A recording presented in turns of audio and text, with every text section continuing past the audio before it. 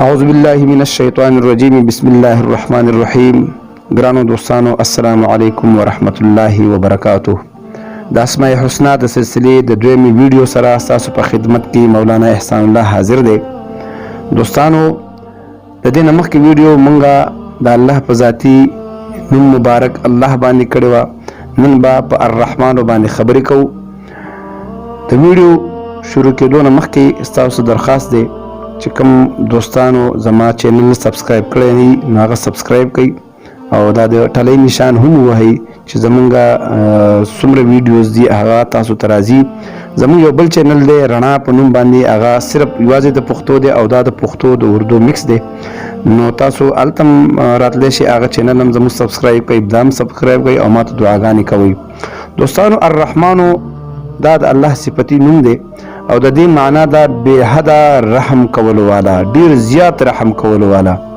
د دې په برکاتو کې راځي چې څوک هر مونځ نه پس سل ځل یا رحمانو وایي، الله رب العزت به د ده د زړه نه هر قسم سختی او غفلت لرې کړي. او که کوم کس الرحمن الرحیم ولیکي او هغه په یو اوبو کې بالټي کې اوبه واچوي او هغې کې دا حل کړي او د هغه څه پټۍ وي، باغې وي او خپل د بوټو یخ ته هغه اوبه واچوي، د ده دا باغ به د دې نوم په برکت باندې د ده دا ونې به ډېره زیاته میوه ورکوي. دغه رنګې که څوک د چا سره محبت کوي او هغه محبت کولو والا، هغه چا سره چې دا محبت کوي د هغه د دې محبت کولو والا سره څه بول چال یا توجه نه ساتي، نو دا نوم دی په یو سپین کاغذ باندې سل ځل ولیکي او د هغه کس نوم او د هغه د مور نوم دی هم ورسره ولیکي، په خپل ښی مټ دی وتړي، نو انشاءالله العزیز محبت پې پیدا شي.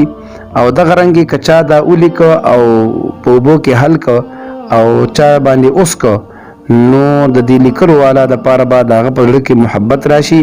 خو شرط دا دی د محبت په دې وظایفو کې شرط دا دی چې محبت جایز وي. دغه رنګې د دې نوم برکاتو کې یو داسې دي څوک چې دا ډیر کثرت سره یا رحمانو یا رحمانو یا رحمانو دا وایي، نو الله رب العزت به د هر بد کار نه محفوظ ساتي.